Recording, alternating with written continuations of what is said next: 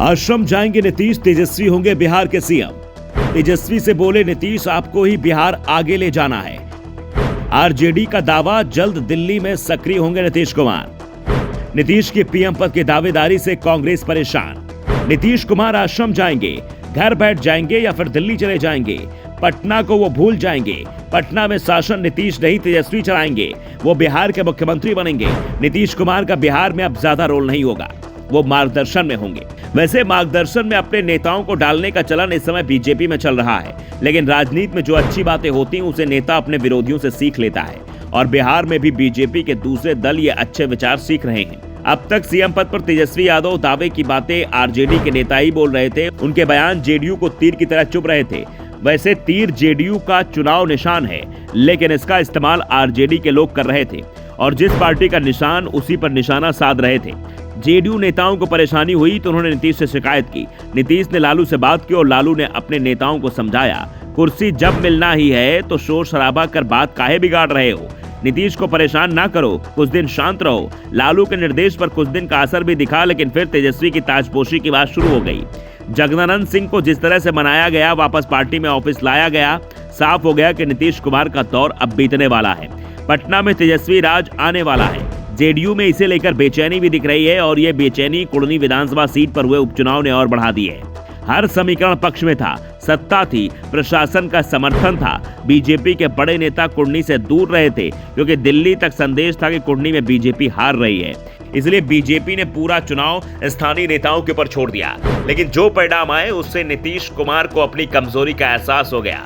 अब आरजेडी का दबाव उन पर बढ़ता दिख रहा है। इसका असर भी नीतीश पर दिख रहा है। अब वो खुद ही कह रहे हैं कि सीएम पद वो छोड़ने की तैयारी में है। सीएम अब तेजस्वी यादव को बनना है। कब बनना है ये अभी तय होना है। नीतीश के बयान से साफ हो गया है कि आरजेडी के प्रदेश अध्यक्ष जगदानंद सिंह जो दावे कर रहे थे वो सच थे, उसमें कोई मिलावट नहीं थी। जगदानंद सिंह ने दावा किया था कि जनवरी 2023 में तेजस्वी यादव सीएम बन जाएंगे। दिसंबर आधा निकल गया है, आधा बाकी है। साफ है अब नीतीश कुमार एक महीने भी सीएम नहीं रह पाएंगे। कुर्सी वो तेजस्वी यादव को सौंप देंगे और खुद दिल्ली की राह पकड़ लेंगे। वैसे राजनीति से संन्यास लेकर आश्रम भी जा सकते हैं, जैसा आरजेडी नेता दावा कर रहे हैं। दरअसल नीतीश ने तेजस्वी को सीएम बनाने के सीधे संकेत अपने गढ़ नालंदा में दिए। नीतीश कुमार यहां अस्पताल के उद्घाटन के लिए पहुंचे थे। साथ ही डिप्टी सीएम तेजस्वी यादव भी थे। नीतीश ने अपने शासनकाल में हुए विकास कार्यों को गिनाया। इसके बाद कहा कि आगे के काम तेजस्वी यादव देखेंगे। नीतीश ने कहा कि अब तेजस्वी यादव को आगे बढ़ाना है।